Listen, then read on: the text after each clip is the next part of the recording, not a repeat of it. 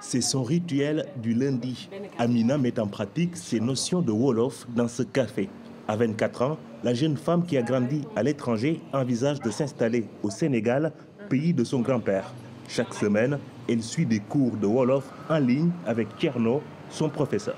Jërëjëf pour leçon tey lundi inchallah. Je pense que c'est une langue qu'il faut maîtriser pour pouvoir vraiment bien se déplacer dans l'espace social, mais aussi bien vivre, pouvoir échanger avec les personnes, pouvoir comprendre la culture, etc. Pour renforcer l'utilisation des langues locales, plusieurs maisons d'édition ont vu le jour. Ejo édite depuis 5 ans dans une dizaine de langues sénégalaises, dont le Wolof. Une maison d'édition doit être en collaboration avec la langue qui est parlée par les populations. La langue qui est parlée par les populations, ce n'est pas du tout le français. Le français fait partie de notre histoire. Mais il faut commencer par nous approprier ou bien nous réapproprier ce qui nous appartient.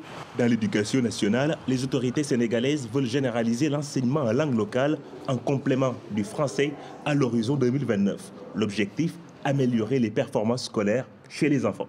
Quand un enfant apprend dans sa langue maternelle, c'est un véritable gage de réussite scolaire. Les enfants sont beaucoup plus intéressés, sont beaucoup à l'école et le taux de réussite est visible. Une phase pilote est mise en place depuis 2018.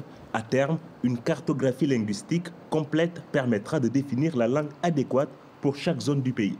Nous avons des défis. C'est le défi de la formation des enseignants. L'autre défi, est-ce qu'il sera possible de produire autant de matériel didactique, autant de manuels pour chaque langue nationale, puisque je rappelle que nous avons 20 langues codifiées, ça peut être beaucoup. Les langues locales africaines ont de plus en plus la cote.